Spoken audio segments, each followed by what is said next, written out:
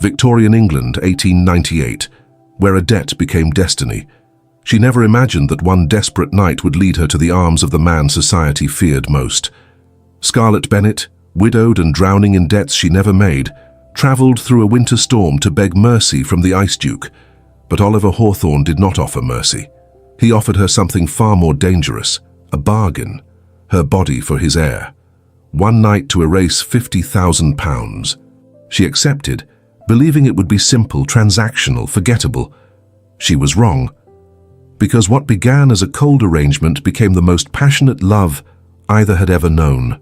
The ink was still wet when Scarlett Bennet's hands began to tremble. She stood alone in the study of Ashbourne Hall, the room where her late husband had spent countless nights losing fortunes he did not possess. The lamplight flickered against mahogany walls that had witnessed 3 generations of Bennets, and now, it seemed, would witness the last. Outside, December wind clawed at the windows like something desperate to get in. Or perhaps, Scarlett thought with grim humour, desperate to escape what was coming. The letter lay on the desk before her, its message brutally simple. Harrow and Sons, solicitors, final notice, £50,000, due in 30 days. Failure to remit will result in immediate seizure of property and assets. £50,000. The sum was impossible, grotesque. A mountain of debt built one card game at a time by a man who had stopped seeing her as a wife years before he stopped breathing. Charles Bennet had gambled away their future with the same casual indifference he had shown their marriage. And now, 3 years after his death, his ghost was taking everything that remained. Scarlett pressed her palm flat against the desk, steadying herself. She was 26 years old. She had survived a loveless marriage, buried a husband who never loved her, and kept this crumbling estate alive through sheer force of will. She would not crumble now. But God, she was tired. The door creaked open behind her. Scarlett swept the letter into the desk drawer with practiced speed, turning with a smile she did not feel. Grace stood in the doorway, wrapped in a shawl that seemed to swallow her slight frame. At 20, Scarlett's younger sister still possessed the ethereal quality of a pre-Raphaelite painting, all auburn curls and luminous eyes. But those eyes were shadowed with the chronic exhaustion that came with fragile lungs and a constitution that had never quite recovered from the scarlet fever of their childhood. "I heard you come in," Grace said softly, moving into the room with careful steps. "The post arrived?" "Nothing of consequence," Scarlett lied, the words coming easily now. She had become an expert in merciful deceptions. "Just household accounts. The butcher is being tedious about payment again." Grace's brow furrowed. "Are we truly in such dire straits?" "Nothing I cannot manage." Scarlett crossed to her sister, taking her cold hands and chafing them gently. "You should be resting. The evening air is damp." "I cannot paint if I'm always resting." "You cannot paint if you are ill either." Scarlett guided her toward the door. "Come, I will have Mrs. Pemberton bring tea to your room, the good Ceylon, not the cheap blend." Grace allowed herself to be led, but her eyes remained troubled. "Scarlett, if there is something wrong—" "There is nothing wrong that a stern conversation with tradesmen cannot fix." Another lie. Another stone added to the wall she had built between her sister and the truth. "Now go. Rest.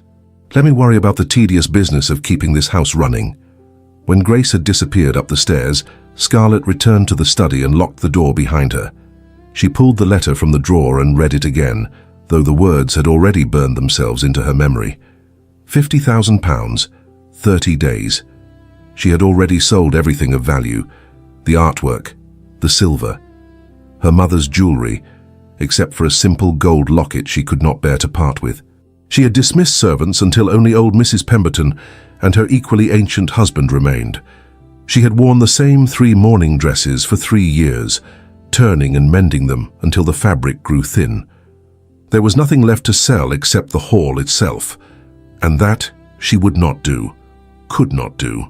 Ashbourne had been in the Bennet family for 5 generations.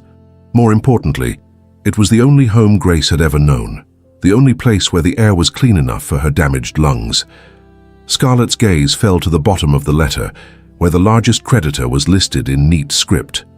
Oliver Hawthorne, Duke of Ravenshire, £35,000.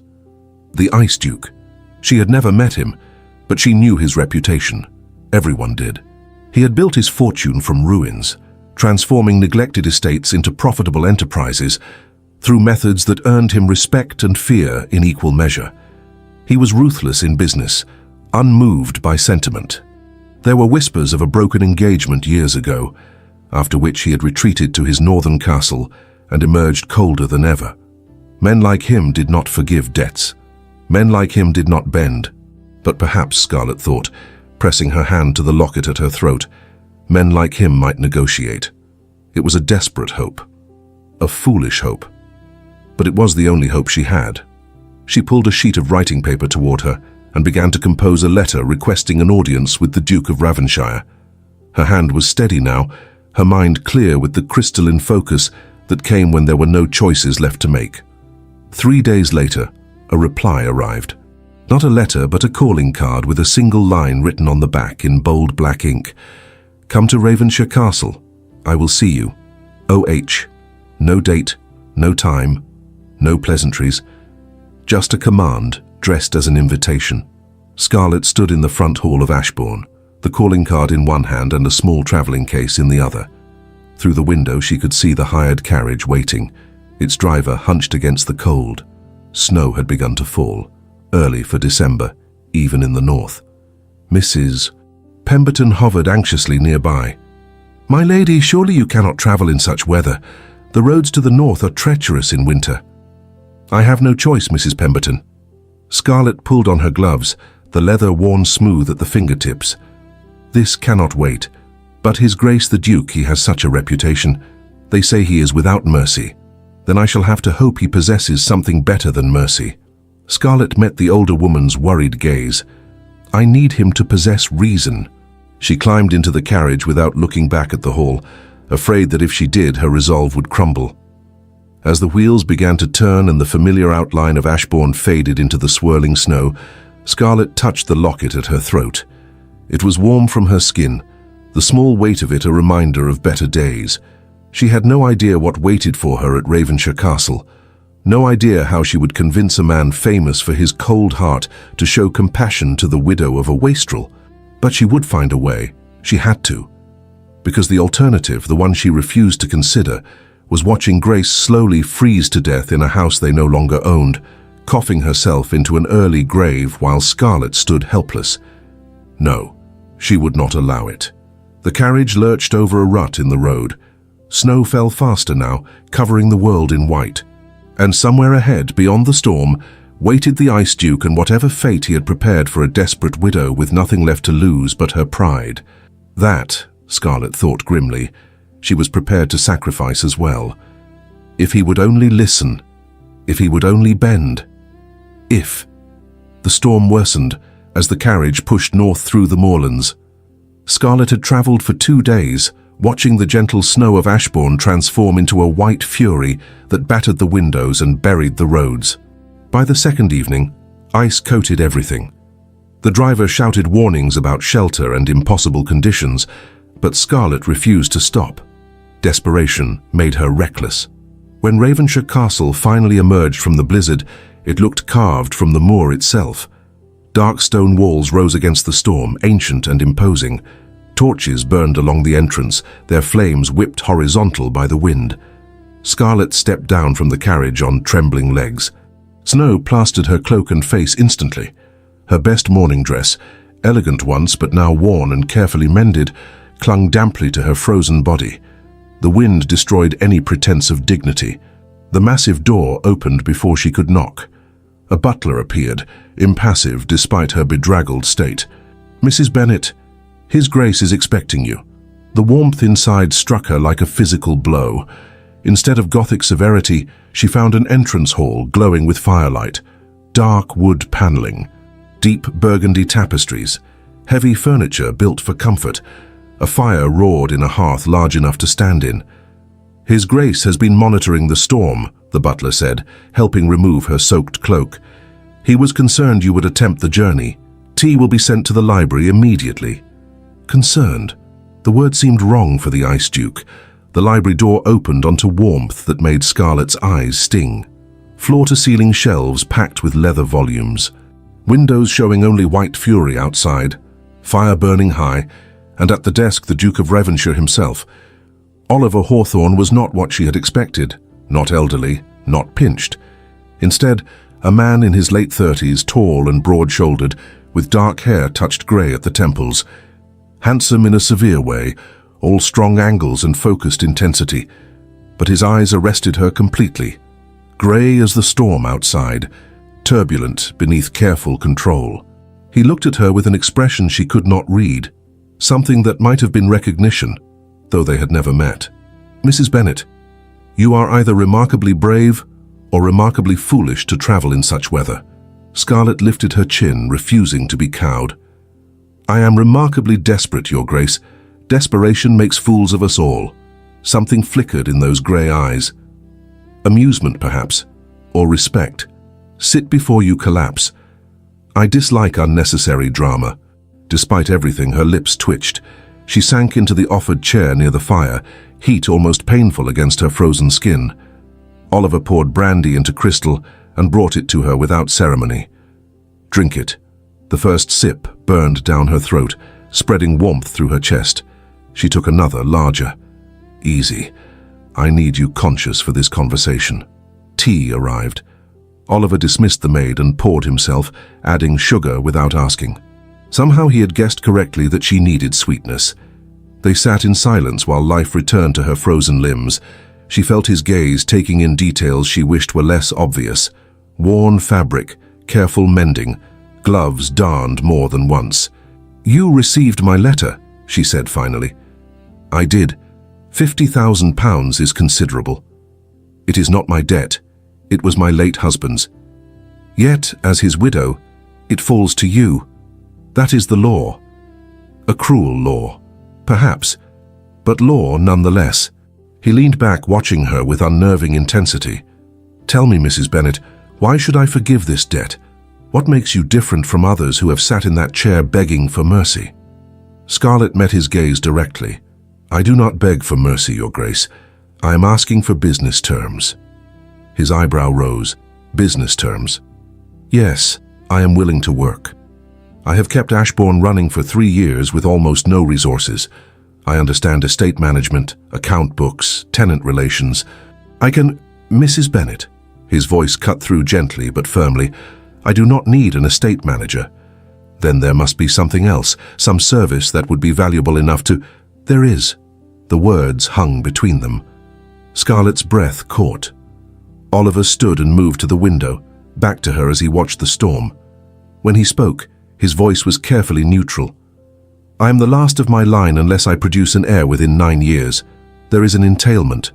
Without a legitimate son, everything goes to my cousin, a man I despise." Scarlett's fingers tightened on the chair arms. She sensed more coming. "I do not wish to marry. I have no interest in courtship theatre, in managing a duchess and her expectations, in pretending affection I do not feel. I tried that once. It ended badly." He turned, and the look in his eyes made her pulse quicken. "But I do need an heir. And you, Mrs. Bennet, need £50,000. Understanding crashed over her like cold water. She stood abruptly, chair scraping. "Your Grace, if you are suggesting—" "I am suggesting a business arrangement." His voice remained level, but intensity sharpened his expression. "Give me an heir. If you conceive within 3 months, your debt is forgiven entirely. If not, half is forgiven, and you return to Ashbourne with no further obligation. You are asking me to prostitute myself. I am asking you to engage in a mutually beneficial transaction. You need money you do not have. I need a child without marriage complications. It is pragmatic. It is insulting. Is it more insulting than watching your sister freeze to death in a house you cannot heat?" His words were brutal in their accuracy. "I know about Grace, 20 years old with damaged lungs. I know you have sold everything to keep her warm. I know you lie to protect her from worry." Tears burned behind Scarlett's eyes. "You investigated me. I investigate everyone who owes me money. Good business." He paused, voice softening fractionally. "I am not a monster. I am simply a man facing an impossible situation and offering you a way out of yours. By reducing me to breeding stock. By offering you a choice." His jaw tightened. "You can refuse. Walk out tonight, find shelter at the village inn, return home. I will not pursue the debt immediately. You have until spring, or you can accept my terms and save everything, your home, your sister's health, your family's legacy. He withdrew a document from his desk. My solicitor drew this up. Fair terms, I believe, if you conceive, debt forgiven and a trust established for the child. If not, half forgiven regardless. You are bound to discretion, no one can ever know. Scarlett's mind raced. This was madness, scandalous beyond measure. Discovery would destroy her reputation completely, but Grace would be warm, safe, able to breathe without fear. I need time to think, she whispered. Of course, but not much, the storm worsens. He set the document down. I have prepared a room. Rest. Eat. When you are ready, we will discuss further. He moved toward the door, then paused. For what it is worth, Mrs. Bennet, I do not make this offer lightly, nor without respect for what I am asking. You may think me cold, calculating, heartless. Perhaps I am, but I am honest, and I keep my word. Then he was gone. Scarlett moved to the window and pressed her forehead against cold glass. Outside, the storm raged. Inside, her heart hammered with something that might have been fear, or might have been something far more dangerous. Tomorrow, she would decide. Tonight, she would try not to think about the strange heat that had bloomed when the Duke's grey eyes met hers across the firelit room. Try, and likely fail. Scarlett did not sleep. The room Oliver had prepared was luxurious, velvet-draped bed, steady fire, every comfort money could provide. But comfort could not quiet her racing mind. She paced before the windows, watching snow accumulate. Her reflection stared back, pale and hollow. A woman at a precipice. Give me an air, clinical, businesslike, as if her body were simply another asset to negotiate. Yet pragmatism whispered its cold truths. He was right about Grace, right about the house, right about everything she stood to lose. She thought of Charles. Her late husband had taken her body as his right, with no tenderness, quick, mechanical. She had been a duty, nothing more. And now another man proposed the same. Different terms, honest, at least, but fundamentally the same reduction. What choice did she have? Dawn came grey and bitter. Scarlett dressed in yesterday's damp clothes and braided her hair with trembling fingers. Oliver sat in the breakfast room, reading correspondence. He looked up as she entered, expression softening fractionally. You did not sleep? No. Scarlett accepted coffee, wrapping her hands around the warmth. I spent the night considering your proposal. Oliver dismissed the servants. And? I have terms of my own. Scarlett met his gaze steadily. If we are to engage in this transaction, it will be on my conditions as well. Interest flickered across his face. Go on. One night. Her voice remained level despite the heat climbing her neck. I spoke of 3 months, repeated attempts. I will not agree to that, one night only. If there is a child, your debt is forgiven. If not, you forgive half, and we never speak of this again. Oliver leaned back, studying her. You understand that one night significantly reduces the probability. I understand mathematics. I also understand that I will not become your mistress for 3 months, subjected to repeated summons. One night. Those are my terms. Silence stretched. Scarlett forced herself not to look away. Why? Oliver asked finally. If you are willing to accept the arrangement at all, why limit yourself to the option least likely to succeed? Because I need to be able to live with myself afterward. The words came out raw. Because I have already spent years as a transaction in a loveless marriage, I will not spend months in the same position again. Something shifted in Oliver's expression. Understanding or respect. One night reduces your chances considerably. Then that is what I accept, but I walk away with my dignity intact. Oliver moved to the window. Snow continued falling. When he spoke, his voice was quieter. My former fiancée used to say I had no understanding of dignity, that I reduced everything to numbers. Perhaps she was right. He turned to face her. Very well, Mrs. Bennet. One night. Your terms. Relief and terror crashed over her equally. When? Not tonight. You are exhausted. He moved to the desk. "There is a hunting lodge on my property, Glenmere, more private. I will have it prepared 1 week from today." 1 week. It gives you time to return to Ashbourne, to settle affairs, to ensure Grace is cared for. He began writing. "You will tell her you are consulting with solicitors, whatever story seems plausible." Scarlett watched his long fingers move with practiced ease. She noticed the slight silver in his dark hair, the way his jaw tightened, the breadth of his shoulders. He was handsome, but she had not allowed herself to consider what it might mean to share a bed with him. Her breath caught. Oliver glanced up, and their eyes met. For a moment, neither spoke. The air thickened, charged. Heat crept up her throat. Oliver's gaze dropped to her mouth, lingered, then returned to her eyes. "Are you frightened?" he asked quietly. "Yes." "Of me? Of everything this means?" Oliver crossed to stand before her.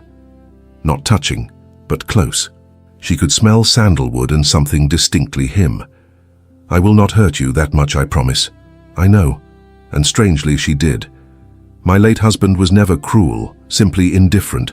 I'm not certain which is worse." "I will not be indifferent." The words hung weighted. She stepped back, needing distance. "I should return to Ashbourne. I will have my carriage prepared." Oliver completed the document. "These are the revised terms. Read carefully. If you agree, sign." Scarlett read through the precise legal language. 1 night. Conception resulting in full debt forgiveness and trust for the child. No conception resulting in half forgiveness. Complete discretion required. She signed her name. The scratch of pen seemed impossibly loud. Oliver witnessed her signature, then locked the document away. 1 week. I will send my carriage to collect you. Pack lightly. How long? 1 night, as you specified. Perhaps the day following, depending on weather. He paused. If you wish to leave immediately after, I will arrange it. Scarlett nodded, not trusting her voice. This was happening. In 1 week, she would share a bed with the Duke of Ravenshire, a man she had met less than 24 hours ago, a man whose grey eyes seemed to see through every defence. The journey back passed in a blur. Oliver's carriage was superior, well-sprung and warm, with heated bricks and thick furs, but comfort could not quiet her tumult. She had agreed, signed her name to terms that would scandalize anyone.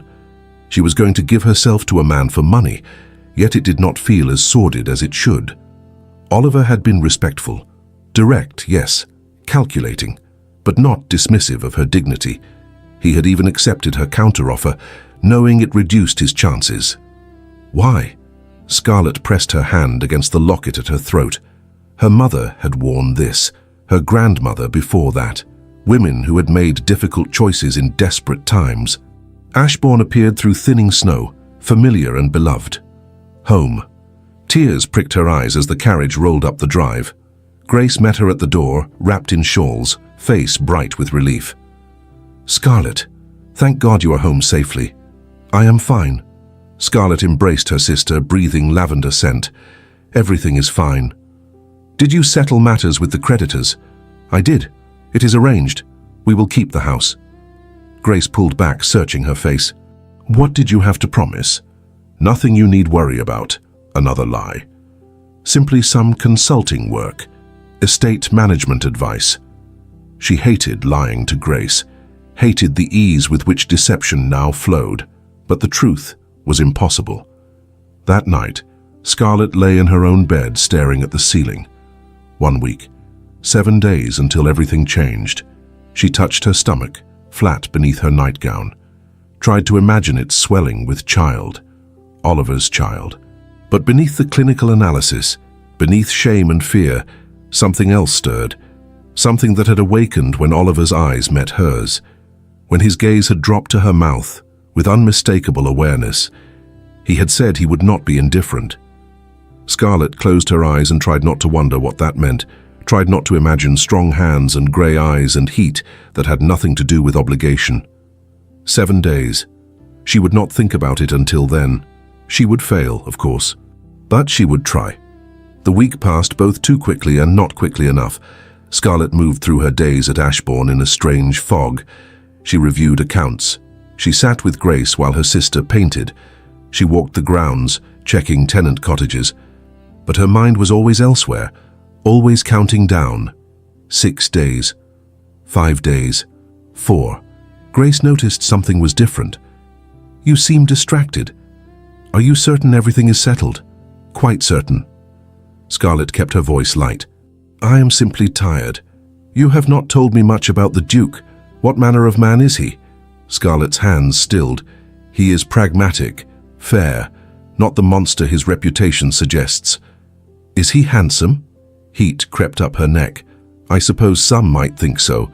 It is not relevant. Grace smiled knowingly. You are blushing. He must be very handsome indeed.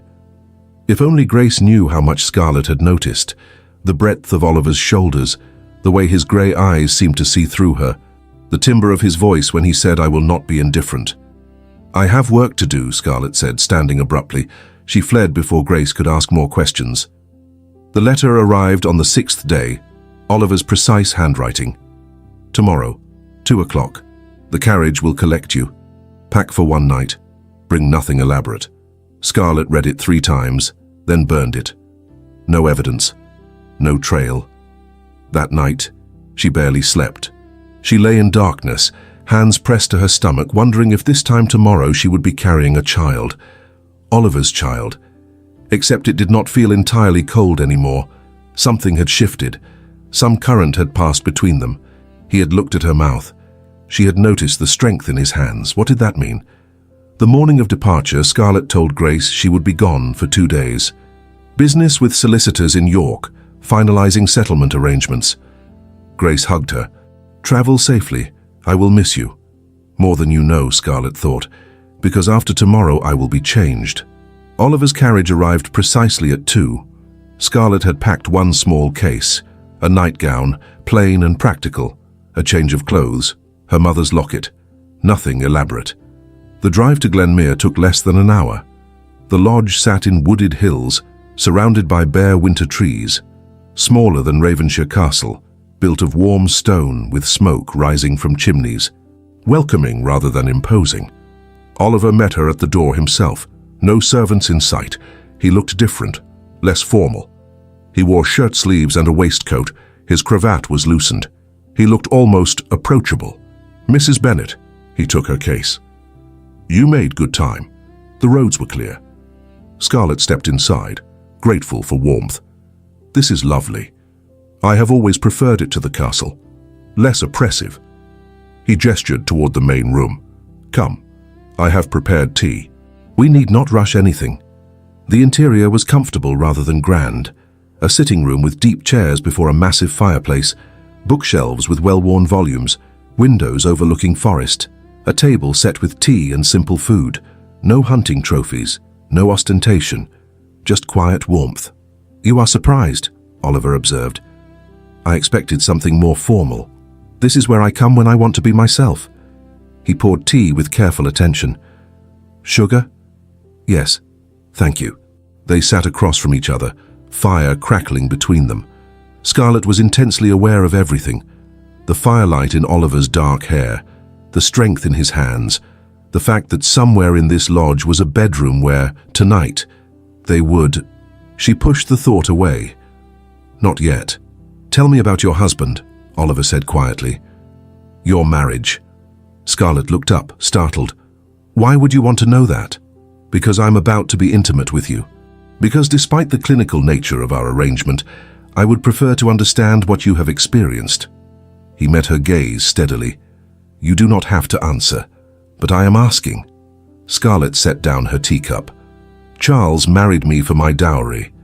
I married him because my father arranged it. He was not cruel, simply indifferent. He came to my bed when he deemed it necessary. He was quick, mechanical.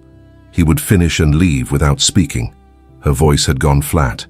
After 2 years with no child, he stopped coming altogether. He spent his time gambling. I spent mine managing the estate he was destroying. When he died, I felt relief more than grief. Then guilt for feeling relieved. Oliver's jaw had tightened. Something dark flickered in his grey eyes. He was a fool.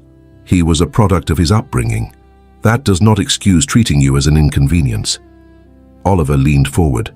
Scarlett. May I call you Scarlett? The use of her first name sent an unexpected shiver through her. Yes. What happened with your husband was not intimacy. It was selfishness, dressed as marital duty. His voice lowered, became gentle. I will not treat you that way. I cannot promise romance or love, but I can promise attention, consideration. Your experience matters to me. Scarlett's breath caught. Why? Because you deserve better than what you have known. And because this arrangement, clinical as it may be, does not have to be unpleasant for you. Something in Scarlett's chest loosened, a tension she had not realized she was carrying. You are kinder than your reputation suggests. Do not tell anyone. It would ruin my standing entirely. A slight smile touched his lips, the first she had seen from him. Scarlett found herself smiling back. Your secret is safe. The afternoon passed more easily than anticipated. They talked about books which they both loved, about estate management where their philosophies aligned, about nothing and everything. Oliver showed her the small library, pointing out favorite volumes. He listened when she spoke about Grace's art. He asked questions that suggested genuine interest rather than obligation. This man, Scarlett thought, was not what she had expected at all. As evening approached, a simple dinner appeared: cold chicken, fresh bread, wine that Oliver poured for both of them. I gave the staff the evening off, he explained. Complete privacy as agreed, there is no one here but us. Scarlett's pulse quickened. The sun was setting, night was coming, and with it, the fulfillment of their bargain. Oliver seemed to sense her tension. He reached across the table and covered her hand with his. His palm was warm, calloused in a way that suggested he did not leave all physical work to servants.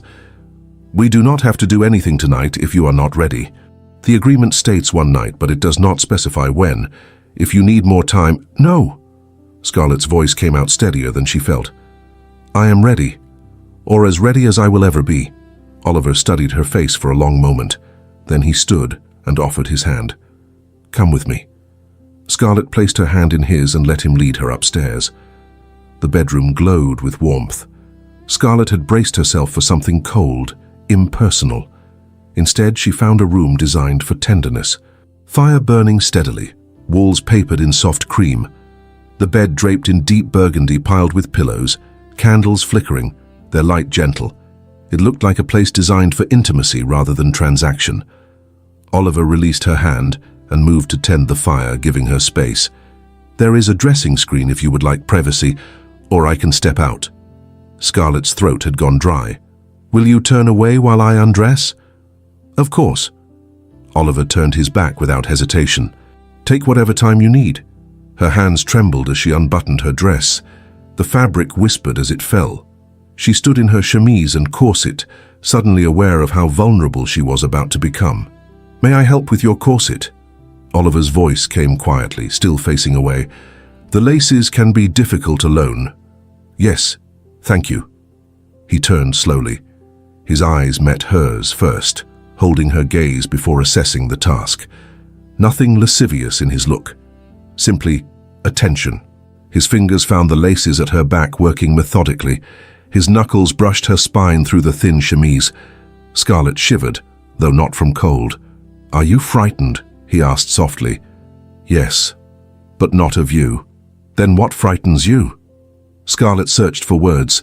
That I will disappoint you, that this will hurt, that it will be like before, and I will feel nothing but the desire for it to be over. The laces went slack. Oliver's hands stilled, then gently turned her to face him. His grey eyes were intense in the candlelight. Scarlett, listen carefully. This is not like before. I am not your late husband. And if at any point you want to stop, we stop. Do you understand? Your consent can be withdrawn at any moment. Something in her chest eased. You would stop? Even though we have an agreement? The agreement is meaningless if you are suffering through it. His hand cupped her face, thumb brushing her cheekbone. I want you willing, present. If that is not possible tonight, then we wait. Scarlett leaned into his touch. His hand was warm, solid, real. I do not want to wait. I simply do not know what to expect. Then let me show you. His voice had dropped lower. May I kiss you? The question surprised her. Charles had never asked. Yes. Oliver's lips met hers gently, not demanding, exploring. His mouth was soft, careful, asking rather than taking. Scarlett found herself leaning closer, her hands resting on his chest. She could feel his heartbeat strong and steady. The kiss deepened gradually. His tongue traced her lower lip, seeking entrance. She opened for him, and the intimacy made her gasp. His hand slid into her hair, cradling her head. His other arm wrapped around her waist, drawing her close until their bodies pressed together. Heat bloomed where they touched. Scarlett could feel the hard planes of his chest, could smell sandalwood and something earthier. Her fingers clutched at his waistcoat, anchoring herself. When Oliver pulled back, they were both breathing hard. That, he murmured against her lips, is how it should begin, with wanting rather than obligation. I did not know it could feel like that. There is much you do not know. Much I want to show you. His hand traced down her arm. But only if you want to continue. I do. And she meant it. The fear had transformed into anticipation, curiosity, a strange hunger she had never felt before. Oliver led her to the bed, movements unhurried. He sat on the edge and drew her to stand between his knees. His hands settled on her hips, thumbs stroking small circles through the thin chemise. "Tell me what your husband did," he said quietly, "so I know what not to repeat." Scarlett flushed. He would push me onto the bed, lift my nightgown, enter me quickly, finish quickly, and leave. No kissing.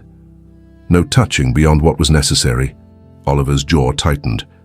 Then we will do everything differently. He stood and began unbuttoning his waistcoat, shrugging it off. Then his shirt, pulling it over his head. Scarlett stared at the expanse of his chest, the defined muscles of his shoulders and arms. A scar ran along his ribs. "You are allowed to look," he said, amusement in his voice. "You are allowed to touch if you wish." Tentatively, Scarlett reached out. Her fingertips traced the line of his collarbone down to his chest. His skin was warm, slightly rough. She felt him draw in a sharp breath when her palm flattened over his heart. "You are beautiful," she whispered. "Men are not beautiful. You are. To me, you are." Something shifted in his expression. He caught her hand and brought it to his lips, kissing her palm. "You undo me, Scarlett Bennett." Then he was kissing her again, deeper, more urgent. His hands found the hem of her chemise and lifted it slowly. She raised her arms, allowing him to pull it over her head. For the first time since her wedding night, she stood completely bare before a man. Oliver's gaze traveled over her slowly, appreciating. "You are exquisite." He laid her back on the bed with such gentleness it made her throat tight. He stretched out beside her, his hand beginning a slow exploration of her body. His fingers traced her collarbone, dipped into the hollow of her throat, skimmed down to cup her breast with reverent care. When his thumb brushed her nipple, Scarlett gasped. "You are responsive," Oliver murmured. "That is good. Your body knows pleasure, even if your mind has forgotten it." He lowered his head and took her nipple into his mouth. Scarlett's back arched, a sound escaping her that she had never made before. His tongue circled while his hand attended to her other breast, building heat that pooled low in her belly. "Oliver," she breathed. "I know." His lips trailed lower, kissing down her ribs, her stomach. "Trust me."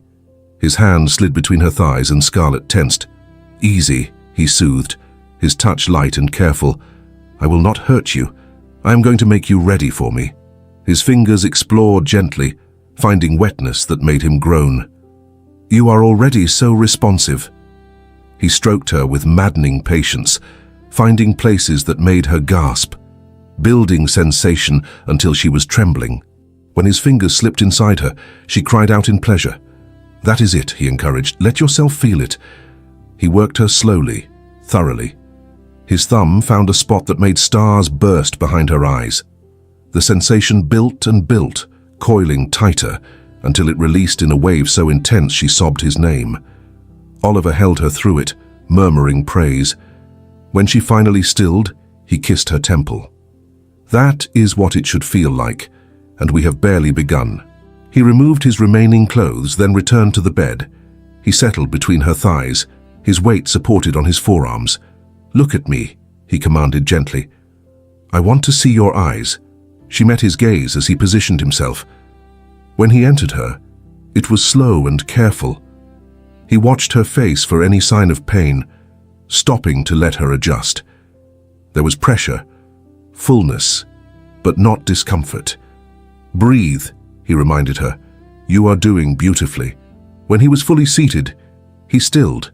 Then he began to move, slow, measured strokes that gradually built in intensity. His eyes never left hers. One hand cradled her face while the other gripped her hip. "Scarlet," he breathed, her name a prayer.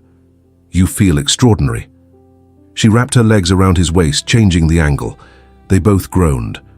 Oliver's control began to fray, his movements becoming less measured, more desperate. His hand slipped between their bodies, finding that spot again. The combination was overwhelming. The pleasure built, faster this time, until it crested in a wave that stole her breath.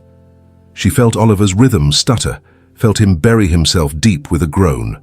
Warmth flooded inside her as he found his release. They lay tangled together afterward, both breathing hard. Oliver's weight pressed her into the mattress, solid and real. She could feel his heartbeat against her chest. When he finally moved, it was to roll onto his back and pull her against his side. She went willingly, her head resting on his chest. "Sleep," he murmured, pressing a kiss to her hair. "We have until morning." Scarlet closed her eyes, feeling more content than she had in years. Whatever happened next, she would not regret it. For the first time in her life, she had known true intimacy. Dawn crept through the windows, painting the room in shades of pearl and gold. Scarlet woke slowly, cocooned in warmth. For a moment, she could not remember where she was. Then awareness returned in a rush. The lodge. Oliver. The night they had shared. She was alone in the bed. Panic fluttered briefly before she heard movement from across the room. Oliver stood by the window, dressed in trousers and an open shirt, looking out at the snow-covered forest. His back was to her, but something in his posture suggested he had been standing there for some time. Scarlet pulled the coverlet around herself and sat up. The movement drew his attention. He turned, and the look in his grey eyes made her breath catch. Not cold, not distant, something warmer, something that might have been wonder. "Good morning," she said softly, suddenly uncertain. "Good morning." Oliver crossed to the bed and sat on the edge, close enough to touch but not touching. "How do you feel?" The question was simple, but the concern behind it was not. Scarlet considered lying, offering some polite response. But after what they had shared, dishonesty seemed impossible. "Different," she said finally. "Changed, but not in a way that frightens me." Something in Oliver's expression eased. "I did not hurt you?" "No, you did not hurt me." She met his eyes. "You showed me something I did not know existed. Something I thought was reserved for novels and foolish girls who believed in romance." Oliver reached out and tucked a strand of hair behind her ear, his fingers lingering against her cheek. "It was not what I expected either." "What did you expect?" "A transaction, clinical, necessary but forgettable." His thumb traced her jawline. "It was none of those things." Scarlet's heart hammered. "What was it then?" "I do not have words for it yet." His hand dropped, but his gaze held hers. "I have been standing at that window for an hour, trying to understand what happened last night, trying to reconcile it with what I believe this arrangement to be." "And have you reconciled it?" "No." The admission seemed to cost him. "I find I do not want to. I find I want to keep it separate from the cold calculation that brought us here, to let it exist as something else entirely." Scarlet understood. She felt the same confusion, the same need to protect what they had shared from being reduced to mere terms and conditions. "What happens now?" "Now we have breakfast. Then if you wish, you return to Ashbourne as planned. The agreement stands. If there is a child, I will know in time. If not," he paused. "If not, then half your debt is forgiven, and we part as agreed." "And if there is a child?" Oliver's jaw tightened. "Then we will discuss what comes next. But not today. Today, I simply want to have breakfast with you, and pretend, for a few hours more, that we are not bound by contracts and desperation." Scarlett found herself smiling despite the ache in her chest. "I would like that." Oliver stood and retrieved her chemise from where it had fallen the night before. He handed it to her with surprising tenderness. "I will give you privacy to dress. Come downstairs when you are ready. I have prepared food." "You cook?" "I am surprisingly capable when I choose to be." A hint of humor touched his lips. "Do not look so shocked, Mrs. Bennet. Dukes are still human despite what society would have you believe." When he had gone, Scarlett dressed slowly, her body deliciously sore in places she had never been sore before. She touched her lips, remembering his kisses, pressed her hand to her stomach, wondering if even now a child grew there. The thought should have terrified her. Instead, she felt only a strange calm. Whatever came, she would face it. And if she faced it alone, she would at least have the memory of one perfect night. She found Oliver in the small kitchen, setting dishes on the simple wooden table. Eggs, toast, jam, tea steaming in delicate cups. Nothing elaborate, but prepared with care. "Sit," he commanded gently. "You must be hungry." She was. Ravenous, in fact. They ate in comfortable silence, the morning light streaming through the windows. It felt strangely domestic, intimate in a way that had nothing to do with what they had shared in the bedroom. "Tell me about your former fiancée," Scarlett said suddenly, surprising herself. "You mentioned her once. You said it ended badly." Oliver set down his fork, his expression shuddering slightly. But after a moment he answered, "Her name was Catherine, beautiful, accomplished, everything a duchess should be. We were engaged for 6 months. What happened? I discovered her in the library with my cousin, the same cousin who stands to inherit if I die without an heir." His voice had gone flat. They were not reading. Scarlett's hand found his across the table. "I am sorry. It was years ago. I should be over it by now. Betrayal does not follow a schedule. It lingers as long as it needs to." Oliver turned his hand over, lacing his fingers with hers. "You understand.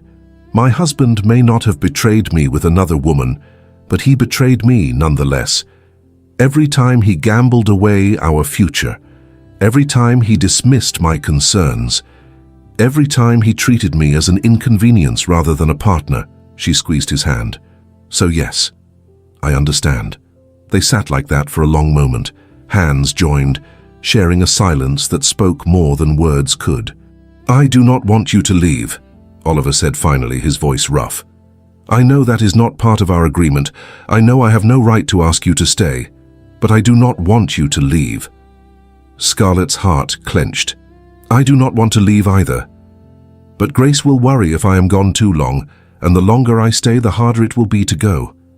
Then we will make the most of the time we have." Oliver stood and pulled her to her feet. "Come. There is something I want to show you." He led her outside into the crisp morning air. The world was blanketed in fresh snow, pristine and untouched. Oliver walked her through the forest to a clearing where an enormous oak stood, its bare branches reaching toward the sky. "This tree is older than Ravenshire Castle," Oliver said, his breath misting in the cold air. "It has weathered storms that destroyed lesser trees. It has seen generations come and go, and it endures." Scarlett looked up at the ancient oak. "Why are you showing me this?" "Because I want you to remember that some things endure, that not everything beautiful is fragile." He turned her to face him, his hands on her shoulders. "Whatever happens next, Scarlett, I want you to know that last night meant something to me. You meant something to me. That will not change, regardless of what the future brings." Tears burned behind Scarlett's eyes. "You are making this very difficult." "Good. It should be difficult. Easy things are rarely worth remembering." He kissed her then, soft and sweet and achingly tender. The cold air bit at their faces, but neither seemed to notice.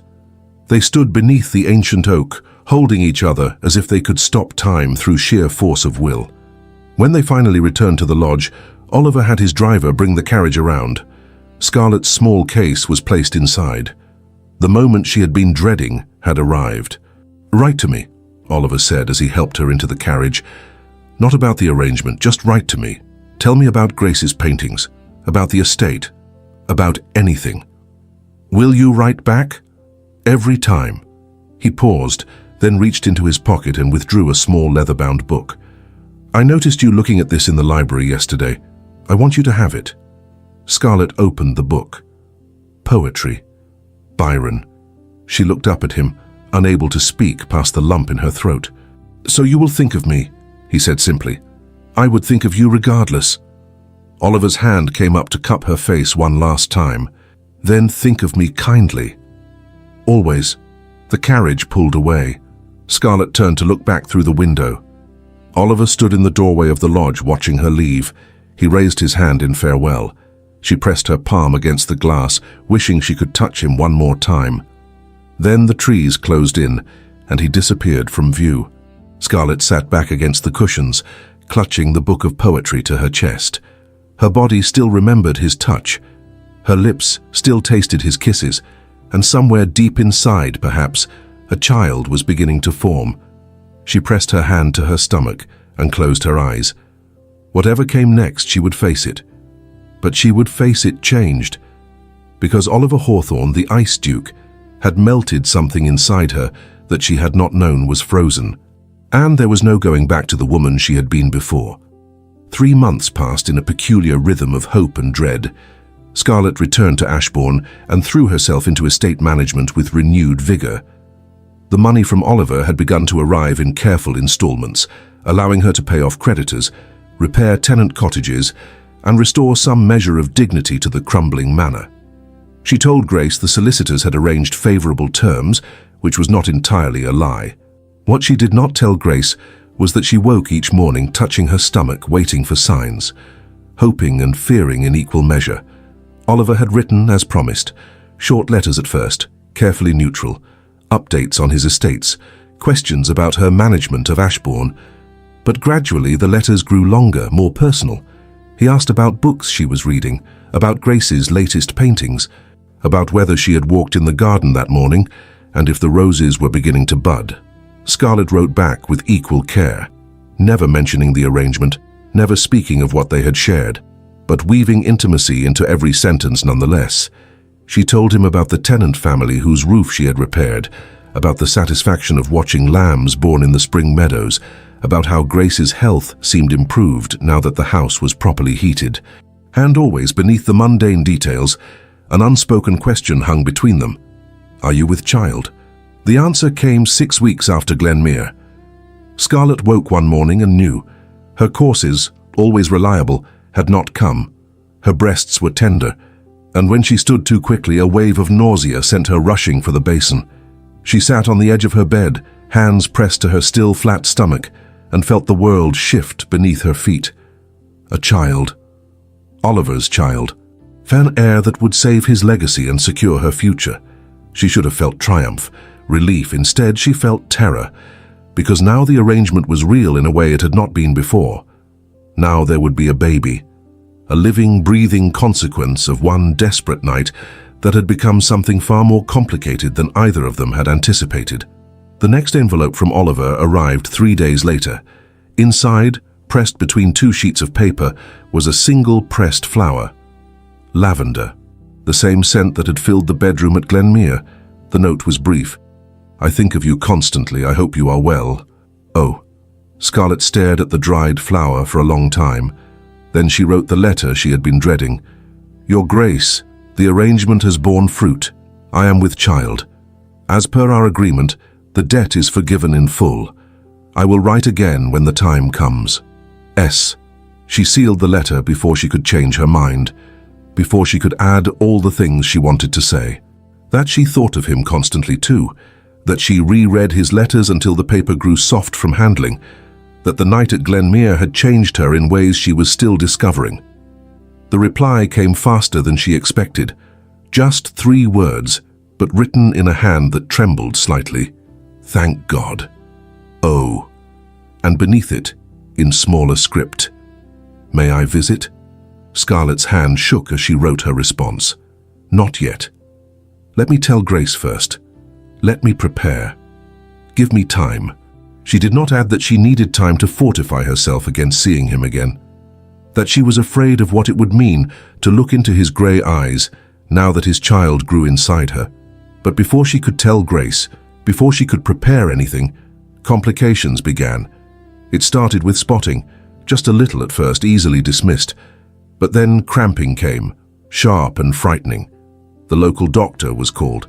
He examined her with rough hands and rougher manner, pronouncing her constitution too delicate for childbearing. "Bed rest," he ordered, "complete. Any exertion could bring on early labor or worse. You are fortunate to have made it this far." Grace was distraught when she learned the truth. "Why did you not tell me? How did this happen? Who is the father?" Scarlett had prepared lies for this moment. A brief affair with a man who had left for the continent. A mistake born of loneliness. Nothing that would connect her to Oliver. "It does not matter who the father is," Scarlett said, taking her sister's hands. "What matters is that I am going to have a baby, and I need your help." But as the weeks passed and the pregnancy became more difficult, Scarlett realized she could not stay at Ashbourne. The gossip in the village had already begun, whispers behind gloved hands, speculation about the widow's sudden condition.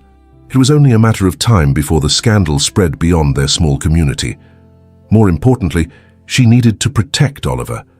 If anyone connected her pregnancy to the Duke of Ravenshire, the scandal would destroy them both. The agreement would be exposed. His reputation would be shattered. She made her decision on a grey April morning, writing 2 letters. The first was to Oliver, brief and factual. "I'm leaving Ashbourne for the remainder of the pregnancy to avoid scandal. I will write when the child is born. Do not look for me. I am safe." The second was to her cousin Martha Harding, a widow who lived in Seabury Cove on the Cornish coast. Martha was practical, discreet, and owed Scarlett a favour from years past. She would provide shelter without judgment. "You are leaving." Grace's voice was small, hurt. "Leaving me? Not forever. Just until after the baby comes." Scarlett pulled her sister into an embrace. "The sea air will be good for both of us. And Martha has room you can visit once I'm settled." "Does the father know?" "He knows about the child, but we agreed it would be best if I managed this alone." It was another lie, another stone in the wall she had built between truth and survival. But it was necessary. The journey to Cornwall was brutal. Every rut in the road sent pain shooting through Scarlett's abdomen. She traveled wrapped in blankets, one hand always pressed to her stomach, willing the baby to hold on, to stay safe, to give her time. Seabury Cove was everything Ashbourne was not. Salt air and screaming gulls, fishermen's cottages clustered against the cliff, the constant roar of waves against rock. Martha's cottage sat above the harbour, small but sturdy, smelling of brine and bread. "You look half dead," Martha said bluntly, helping Scarlett inside.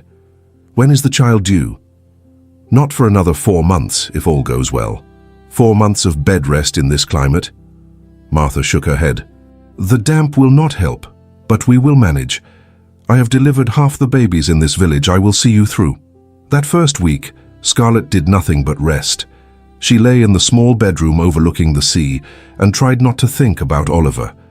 Tried not to wonder if he was looking for her despite her letter.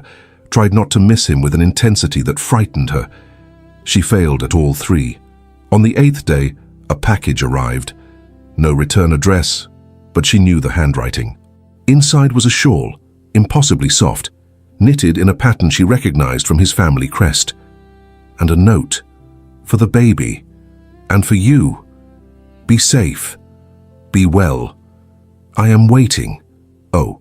Scarlett pressed the shawl to her face and wept for the first time since leaving Ashbourne, for the impossibility of their situation, for the child who would grow up not knowing his father, for the night that had seemed so simple and had become so desperately complicated. But beneath the tears was something else, something warm and stubborn and refusing to die. Hope. Because Oliver was waiting. And that meant, despite everything, this was not over. Not yet. Summer came to Seabury Cove with unrelenting heat and something darker.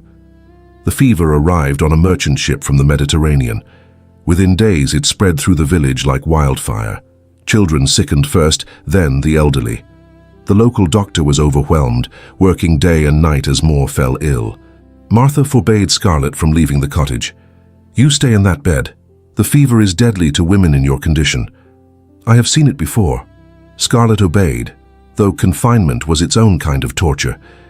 She was 7 months pregnant now, her belly enormous, her body exhausted from the effort of carrying a child while confined to bed.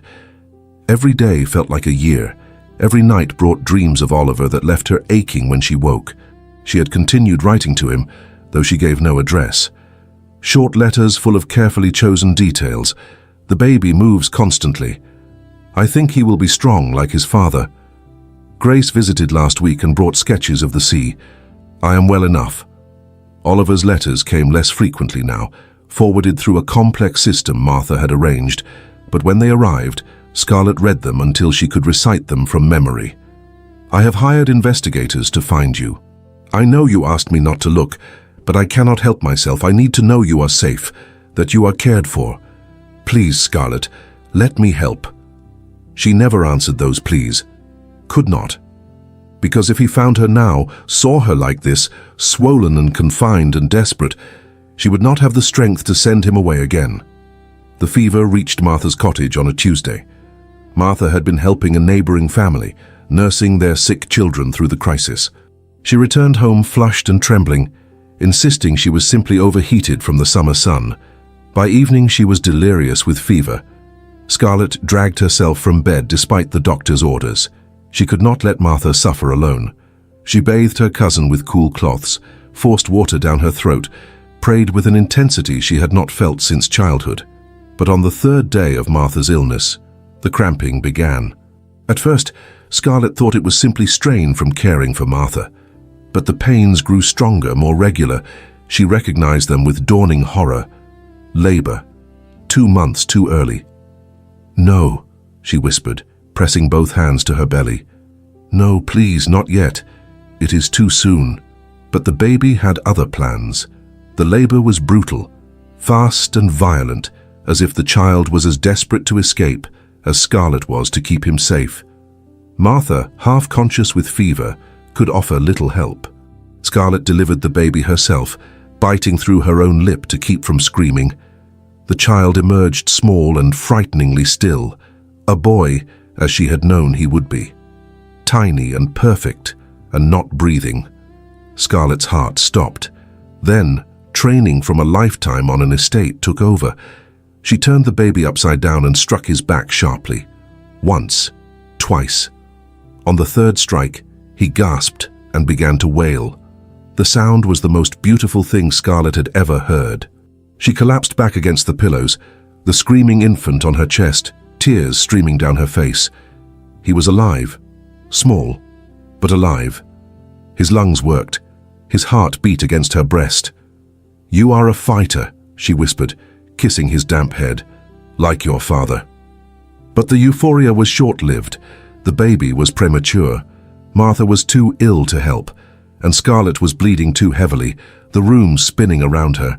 She managed to wrap the baby in the shawl Oliver had sent, then placed him in the basket Martha used for mending. She tried to stand, to fetch help, but her legs gave out.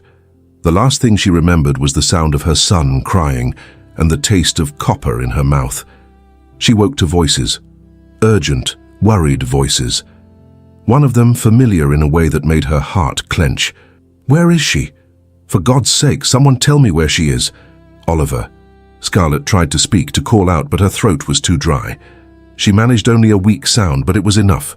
The door burst open. Oliver stood in the doorway, looking nothing like the composed Duke she remembered. His hair was wild, his clothes travel-stained. His face was haggard with exhaustion and something that looked like terror. Their eyes met across the small room. "Scarlett." Her name came out like a prayer. He crossed to the bed in 3 long strides and dropped to his knees beside it. His hands found hers, gripping with desperate strength. "Thank God, thank God. The baby," she managed to whisper. "Where is my baby? Safe, alive. A neighbor woman is caring for him. A Mrs. Winters, I think. She said he was tiny but strong." Oliver's voice cracked, like his mother. Scarlett tried to sit up, but Oliver gently pushed her back. "Stay still. You have lost too much blood. The local doctor is useless, so I brought Dr. Edmonds from Thornport. He is with Martha now, but he will examine you next. How did you find me?" "The postmark on your letters. It took time, but I traced them to Seabury Cove. I arrived yesterday and have been searching every cottage. His thumb stroked across her knuckles. When I learned about the fever, about the epidemic, I thought I would lose my mind.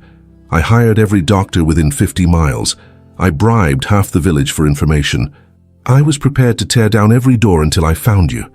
Something in Scarlett's chest broke open. You should not have come. The scandal. Damn the scandal! Oliver's voice was fierce, his grey eyes burning with an intensity that stole her breath. Do you understand what it did to me, knowing you were alone, knowing you were carrying my child and facing God knows what dangers without anyone to protect you? I have been half mad with worry for months. We had an agreement. I was following the terms. To hell with the agreement. He brought her hand to his lips, kissing her fingers with desperate tenderness. Scarlett, I have been a fool. I convinced myself this was about duty, about securing an heir. But it stopped being about that the moment I kissed you at Glenmere. Scarlett's vision blurred with tears. Oliver, do not say things you do not mean. I am tired and sick and not myself. Then let me say them when you are well. He leaned forward, his forehead resting against hers. But know this. I am not leaving, not now, not ever, if you will have me. What are you saying? I am saying I love you, Scarlett Bennett. The words came out rough, unpracticed, as if he had never said them before and did not quite know how. I think I have loved you since you stood in my library, soaked from the storm, and refused to beg. Since you negotiated terms with me as if you were my equal, not my supplicant. Since you made me laugh at breakfast and showed me that ice can melt if the right person warms it. Scarlett sobbed, unable to help herself. You love me. Desperately. Completely. In a way that terrifies me because I have never felt it before. His hand came up to cup her face. I know I have no right to ask anything of you. You agreed to give me an heir, not your heart. But I am asking anyway. Not because of the baby, not because of any agreement, but because I cannot imagine my life without you in it. Oliver, her hand covered his, I love you too. God help me. I have loved you since you poured me brandy and told me to sit before I collapsed. Since you asked permission to kiss me and showed me what tenderness felt like. He kissed her then, soft and careful, mindful of her weakened state. When he pulled back, tears tracked down his face. Marry me, he whispered. Not for the agreement, not for the baby. Marry me because I am asking you to, because I want to wake beside you every morning and fall asleep holding you every night, because I want to be a father to our son in truth, not just in name. Yes, the word came out without hesitation. Yes, Oliver, yes. He kissed her again, deeper this time, pouring everything he could not say into that single gesture. When they finally broke apart, both were crying and laughing at the same time. I want to see him, Scarlett said. Our son. Bring him to me. Oliver stood and went to the door, calling for Mrs. Winters. Moments later, the woman appeared carrying a tiny bundle wrapped in Oliver's shawl. Scarlett held out her arms, and Mrs. Winters placed the baby carefully in them. He was smaller than Scarlett remembered, his features delicate and perfect, dark hair like Oliver's, eyes that opened briefly, revealing grey. Oliver sat on the edge of the bed, staring at the child with an expression of wonder. He is perfect. He is ours. Scarlett looked up at him. What shall we name him? James, Oliver said immediately, after my father, and Oliver as a middle name if you approve. James Oliver Hawthorne. Scarlett tested the name. It suits him. Oliver's arm came around her shoulders, drawing her against his side. They sat together, the three of them, while beyond the window the sea crashed against the rocks, and the fever slowly released its grip on the village. Whatever scandal awaited them in London, whatever gossip would follow, Scarlett found she did not care. She had everything she needed right here. Love, family, a future that had seemed impossible just months ago. And in the end, that was worth any price. Morning came golden and soft through the cottage windows. Scarlett woke to the sound of waves and something sweeter, Oliver's voice, low and gentle, speaking to their son. She kept her eyes closed for a moment, savoring the sound. He was reading aloud, she realized. Poetry. Byron from the book he had given her months ago. She walks in beauty, like the night, Oliver murmured, his voice carrying across the small room. of cloudless climes and starry skies. Scarlett opened her eyes. Oliver sat in a chair by the window, James cradled in one arm, the book open in his other hand. Sunlight caught in his dark hair, touched with grey at the temples. He had not shaved in days, and the shadow of beard made him look younger somehow, more human, less the Ice Duke and more simply a man holding his child. He looked up and caught her watching. A smile transformed his face. "You are awake. How do you feel?" "Like I was trampled by horses, but alive." Scarlett pushed herself up against the pillows. Dr. Edmonds had declared her out of danger 2 days ago, but her body was still recovering. "How long have you been up?" "An hour, perhaps." "James woke hungry, and I did not want to disturb you." Oliver stood and crossed to the bed, settling beside her with the baby. "He has your stubbornness. He refused to settle until I read to him." Scarlett took James carefully, marveling as she always did at how tiny he was. 3 weeks old now and finally beginning to thrive. His eyes were open, grey like his father's, tracking movement with increasing focus.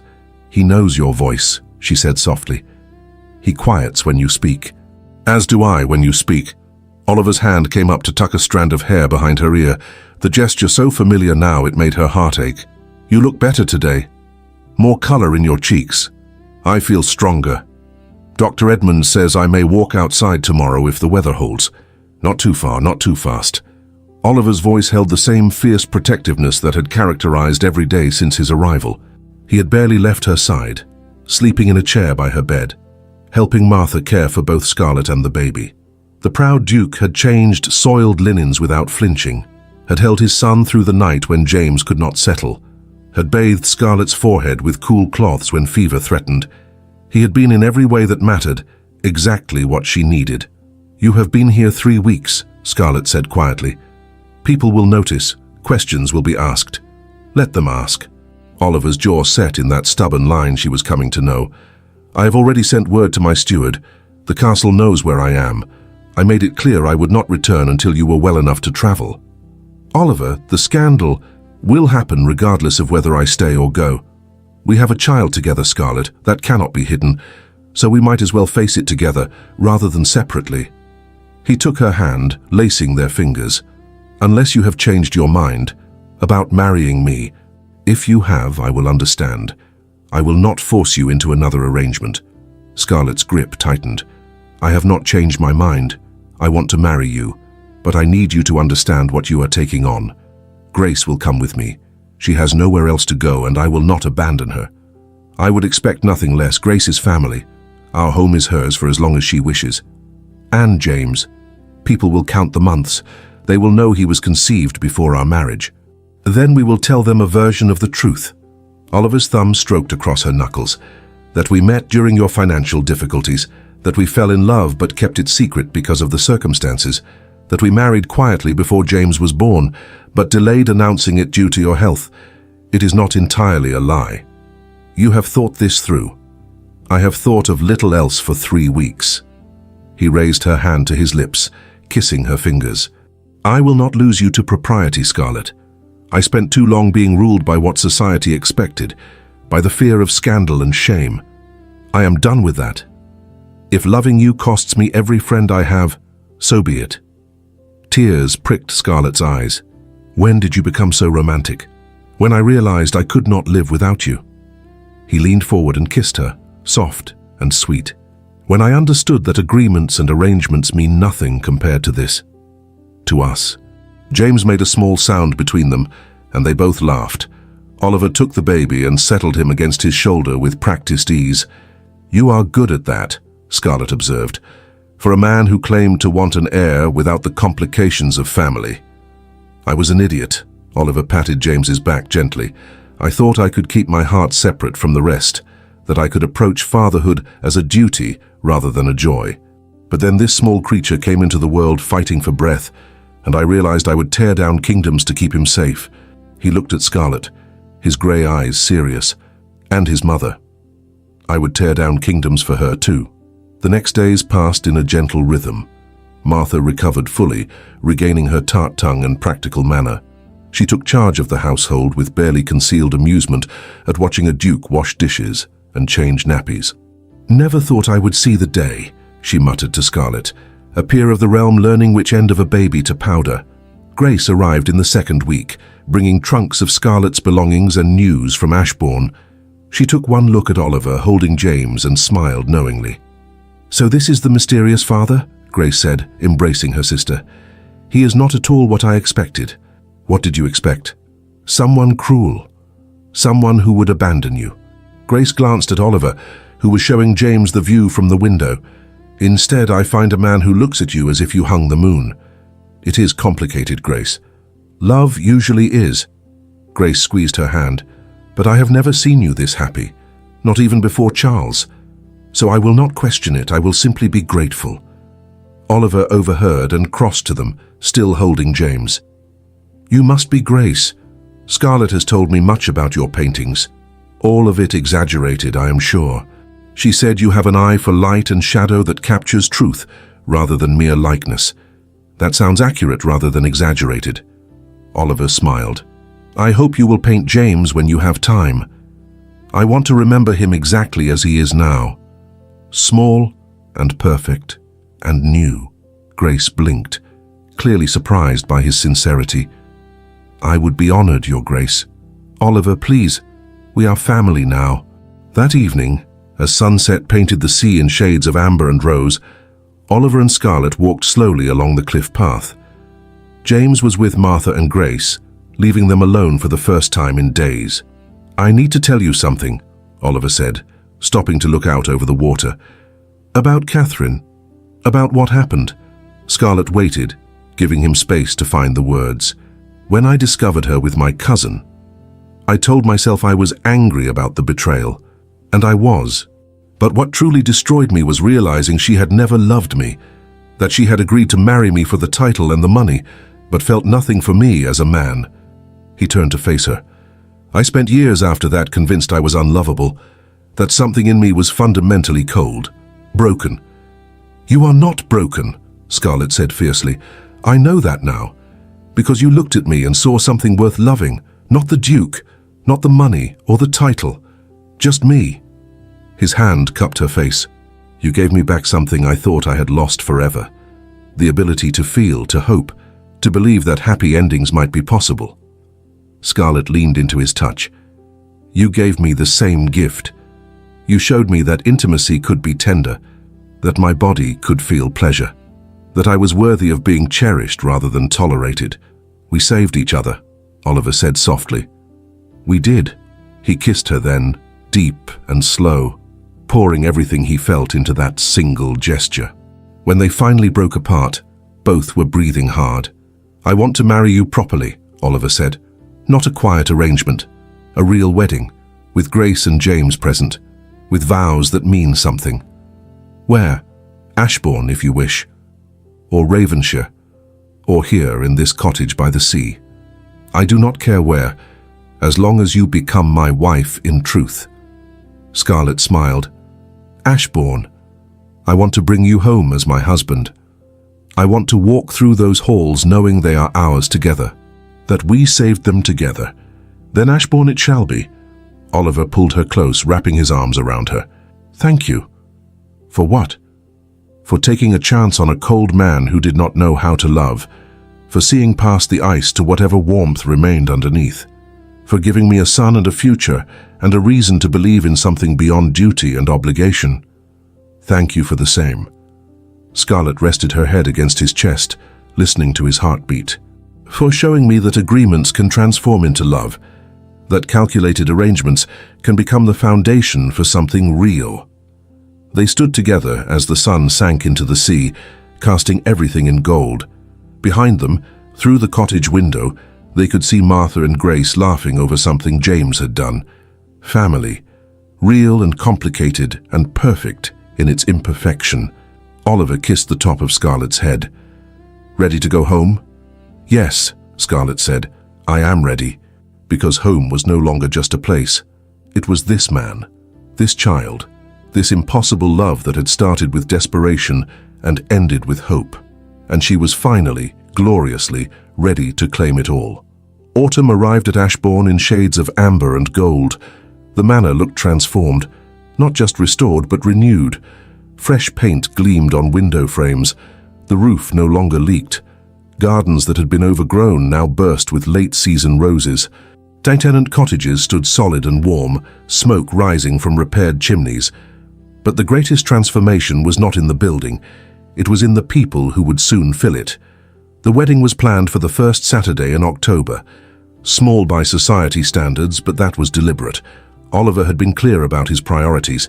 "I want people who matter," he had said, reviewing the guest list with Scarlett in the library that had once been her prison of worry.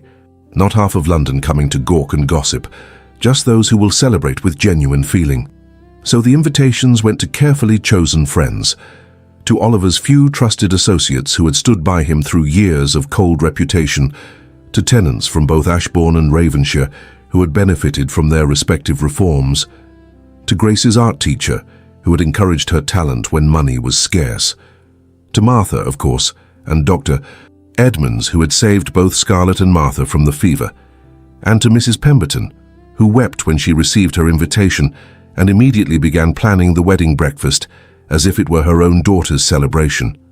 The morning of the wedding dawned clear and crisp. Scarlett stood before the mirror in her mother's old room, while Grace fastened the buttons on her dress. It was not white, that symbol of virginal purity she could no longer claim. Instead, she wore deep cream silk with delicate embroidery at the bodice and sleeves. Simple, elegant, honest. "You look beautiful," Grace said softly, adjusting the small coronet of autumn flowers in Scarlett's hair. Mother would have been proud. Would she? Scarlett touched the locket at her throat, the one piece of jewelry she had refused to sell. "I have broken every rule she taught me, conceived a child out of wedlock, entered into an arrangement that would scandalize every proper lady in England." "You survived," Grace met her eyes in the mirror. "You protected me. You saved our home. You found love in the most unexpected place." Mother would have understood that sometimes the rules must bend for survival. A knock sounded at the door. Martha entered, carrying James swaddled in the christening gown that had been in the Hawthorne family for generations. Oliver had insisted their son wear it, claiming James was a Hawthorne in every way that mattered. "The little lord is fed and changed and ready for his parents' wedding," Martha announced, "though I suspect he will sleep through the whole affair." Scarlett took her son, careful not to wrinkle her dress. James blinked up at her with solemn grey eyes, so like his father's. At 2 months old, he was still small but thriving. The premature birth had left him fragile, but he grew stronger each day.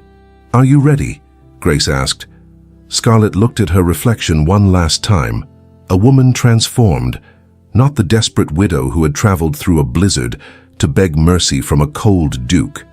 Not even the woman who had agreed to give her body for debt forgiveness. Someone new. Someone who had found strength in vulnerability and love in the most calculated of arrangements. "I am ready." The ceremony took place in the garden, beneath the ancient oak where Scarlett's parents had married decades before. Chairs were arranged in a semicircle. Musicians played softly. Late roses scented the air. Oliver stood at the front with the vicar, looking nothing like the Ice Duke of reputation.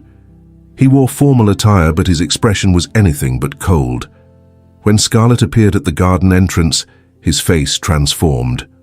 Wonder. Joy. Love so fierce it took her breath away. She walked toward him carrying James, with Grace at her side. No one to give her away because she was not property to be transferred. She came to Oliver as an equal, carrying their son, claiming her future with clear eyes and steady heart. When she reached him, Oliver's hand came up to cup her face, thumb brushing her cheekbone in that gesture that had become his signature tenderness. "You are exquisite," he whispered. "You are biased." "Absolutely." He smiled. "And I have no intention of changing." The ceremony was brief. Traditional vows with one addition that Oliver had requested.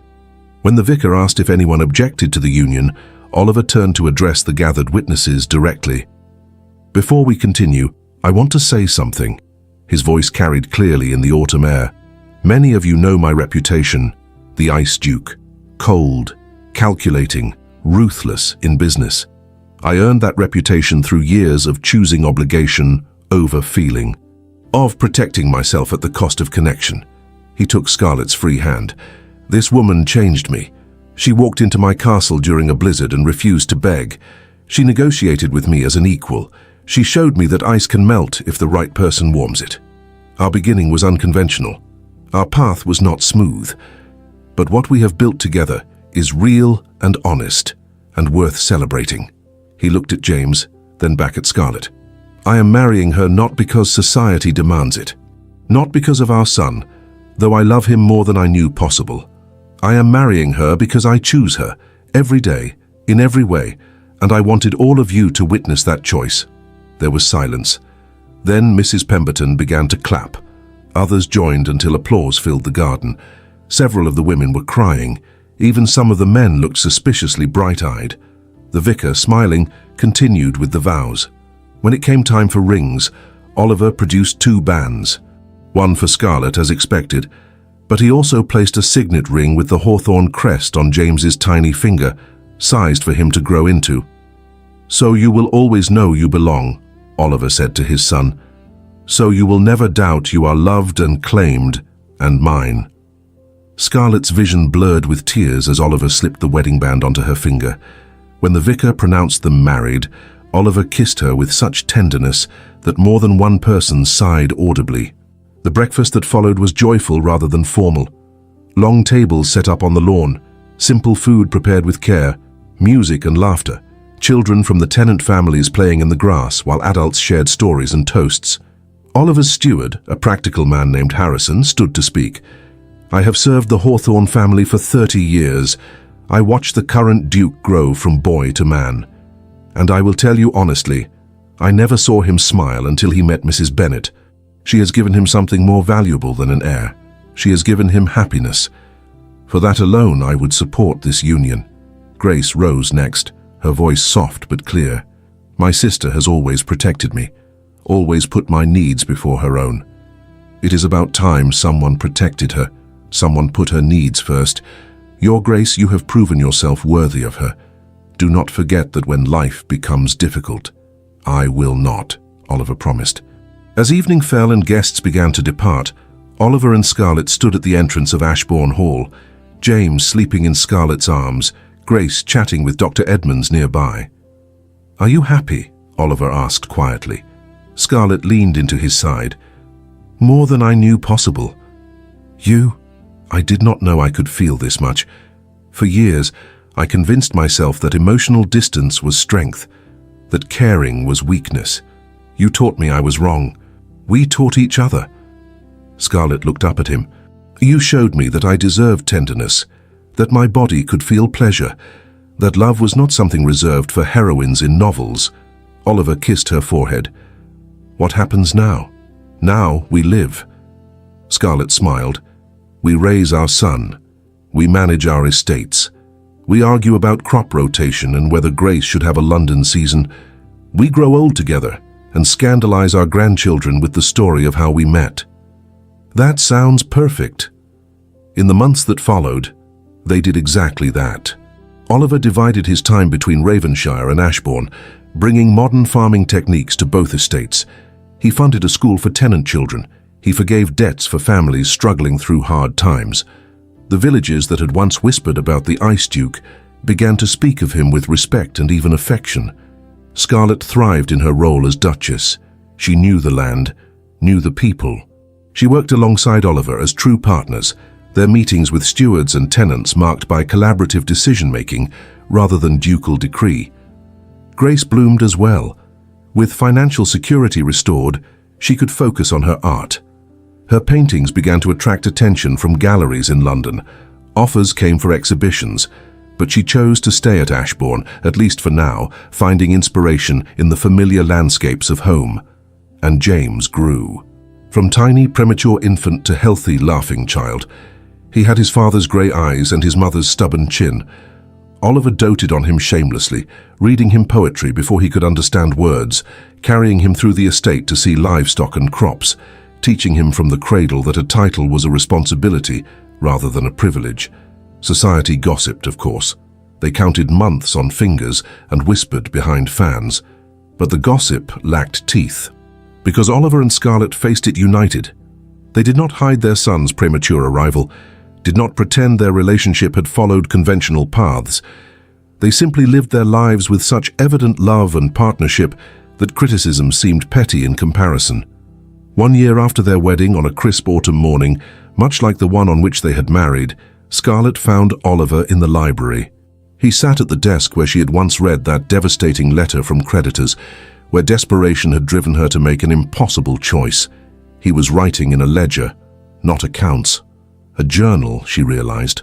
"What are you writing?" she asked, settling into the chair across from him. "A record. For James when he is older, so he will understand where he comes from, how his parents met, what they built together." Oliver set down his pen. "I want him to know that sometimes the best things come from the worst circumstances. That love can grow in the coldest soil if you are willing to tend it." Scarlett came around the desk and settled onto his lap. His arms came around her automatically, holding her close. "Do you ever regret it?" she asked. "The scandal we caused? The unconventional path?" "Never." Oliver's answer was immediate and fierce. "You gave me everything, Scarlett. A son, a purpose beyond accumulating wealth, a reason to be better than I was. I would weather 1,000 scandals to have what we have built." "I love you," Scarlett said simply. "I love you." Oliver kissed her, slow and deep. "Thank you." "For what?" "For walking into my castle during a storm, for refusing to beg, for negotiating with me as an equal, for giving me one night that became a lifetime." Scarlett smiled against his lips. "The pleasure, Your Grace, was entirely mutual." Outside, autumn leaves fell in showers of gold. Inside, a family built from desperation and choice celebrated another ordinary perfect day. And in the end, that was the greatest triumph of all. Not the restored estate, not the social acceptance, not even the love they had found.